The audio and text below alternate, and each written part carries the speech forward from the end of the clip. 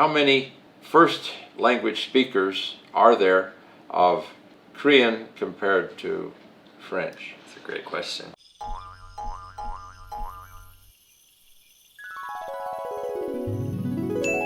Hello everyone, this is Mark Peterson with the Frog Outside the Well Research Center, and my guest today is my former student who's now working on his PhD at Oxford University, Driggs.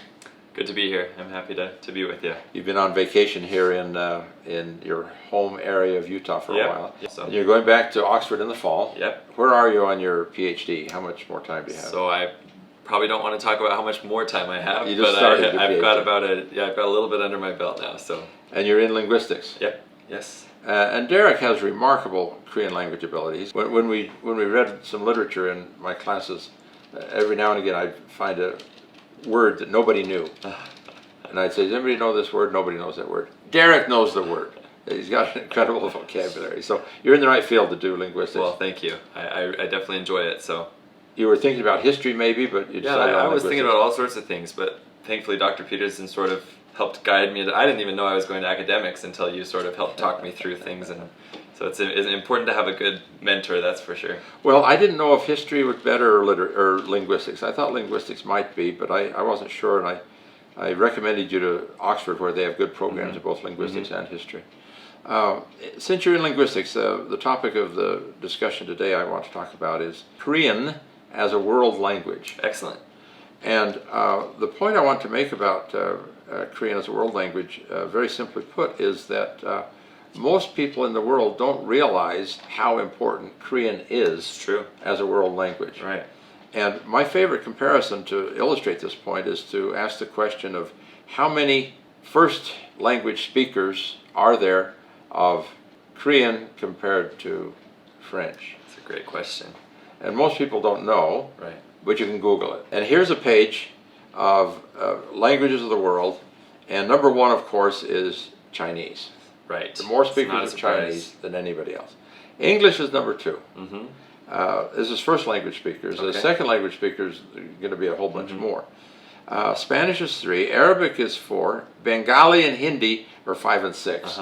Now here the huge subcontinent of India has 2 major languages. There are a bunch of minor languages as well, but Bengali and Hindi come in 5 and 6. Russian, I'm surprised, is more frequent than Portuguese. I would have thought Portuguese more so. Interesting. But Russian, a lot of people speak Russian. There are a lot of people that speak Japanese and German.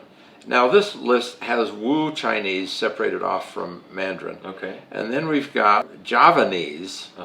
Javanese sometimes drops below Korean. In this case it's ahead of Korean. But look, here's Korean just slightly ahead of French. Wow, 13 and 14. Interesting, isn't it? Very interesting. And most Americans don't know that. And when I make this fact known to American audiences, they react with shock. Oh, really? And when I make this fact known to Korean audiences, they're even more shocked. Oh, I'm sure, yes. There's a thing about Korean and Korean culture where Korean people think they're a small, minor country, and they're not. I like to say if you took a pair of scissors and cut Korea out of the map, off of Asia, and picked it up and dropped it down in the middle of Europe, it would be a major European country. Right. And as far as speakers are concerned, only less than English speakers and German speakers. There are more Korean speakers than are Italian, or of course Spanish. There are more Korean speakers than of Spanish, but then you get the Mexico Spanish and such. But more than Polish or any of the Scandinavian languages. So Korean would be a major language in Europe, and it would be a major country in Europe. Here's another chart showing a similar thing with slightly different numbers. The numbers come out just a little bit different, but they're all in the 70 million category. But here's the kicker. French has 120 million second language speakers. I see. And here's an even more graphic chart. This chart shows the numbers of speakers of the world, basically the same list we saw before. But here on this side, we see the number of secondary language speakers. I see. And French has more secondary language speakers than any other country. Wow. Even more than English.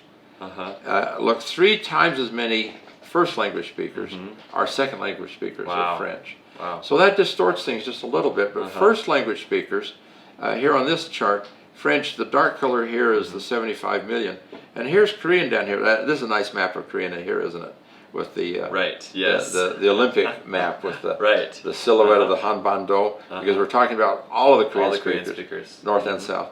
And here we see it 77 million rather than 75 million for French. So once again, Korean comes out slightly Wow. higher than French. Wow. Now, here Javanese comes up quite a bit higher than Korean, and Telugu and Tamil in India come up higher. There are different ways of measuring it. It Right. comes a little different. Sometimes if you, I say Google it or Naver it, and in some of the lists, French is more than Korean. Right. But they're all very, Right. very close. But the point is, French is definitely a world language, Absolutely. and Korean is too, and it should be. And we need to recognize that more. And you and I are trying to do that by teaching more people how to teach Korean, so we can have more teachers of Korean. This next week, I'm introducing a high school here to a officer from the San Francisco consulate who has some money to help bring a teacher in to teach Korean. Wow. Here in Utah County. Wow, that's great. Yeah, and they teach Korean at some of the schools in California California. and New York and some places. But Korean should be as important as French in our second language. Right. Well, when you look at the numbers, it certainly would seem so. So. And it's backed up by economic power as well. You know, the French have more interaction with America than the Koreans do, Right. but not a heck of a lot more. Right. I think Korea is the 8th largest trading partner of the United States. And those things represent jobs and represent interaction in ways that Korean could be useful. So it's yours and my duty to help the world understand, to help the teaching community understand that they should be teaching more Korean because it's a Absolutely. world language. Absolutely. Interesting, huh? It's very interesting. Let's get the word out. All right, let's do it. Our viewers know this and they can help us too. Perfect. Okay, great. Hey, thanks again. We'll see you next time. Bye.